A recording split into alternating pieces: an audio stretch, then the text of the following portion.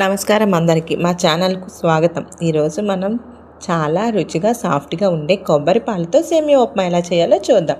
ఒకసారి ట్రై చేస్తే మళ్ళీ మళ్ళీ చేయాలనిపించే రెసిపీ ఇది.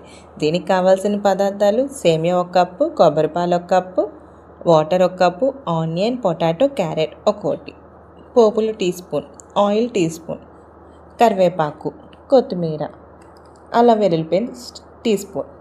ముందుగా కొబ్బరి పాలు కోసం కొబ్బరి పాలని రెడీ చేసుకొని ఉంచుకోవాలి. తర్వాత క్యారెట్, పొటాటో, ఆనియన్, మిర్చి కట్ చేసి పక్కన పెట్టుకోవాలి. ముందుగా స్టవ్ ఆన్ చేసి సేమియా కొంచెం వేసి దోరగా వేయించి పక్కన పెట్టుకోవాలి. తర్వాత ప్యాన్లో ఆయిల్ టీ స్పూన్ వేసి పోపులు వేసిన తర్వాత చిటపటలాడిన తర్వాత ఉల్లిపాయ, పచ్చిమిర్చి, కరివేపాకు వేసి మెత్తబడే వరకు వేయించాలి. అవి మగ్గిన తర్వాత క్యారెట్, పొటాటో వేసి కొంచెం సాల్ట్ వేసి మగ్గనివ్వాలి. అది మగ్గిన తర్వాత అల్లం వెల్లుల్లి పేస్ట్ టీ స్పూన్ వేసి బాగా కలిపి వేగిన తర్వాత 1 కప్పు కొబ్బరి పాలు, 1 కప్పు నీరు, తగినంత ఉప్పు యాడ్ చేసుకొని కాసేపు మరిగించాలి.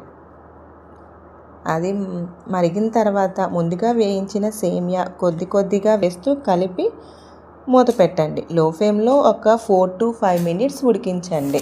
చివరిగా కొత్తిమీర లేదా మెంతాకు ఉంటే మెంతాకు చల్లి మూత పెట్టి ఒక 2 మినిట్స్ మళ్ళీ మగ్గనివ్వండి.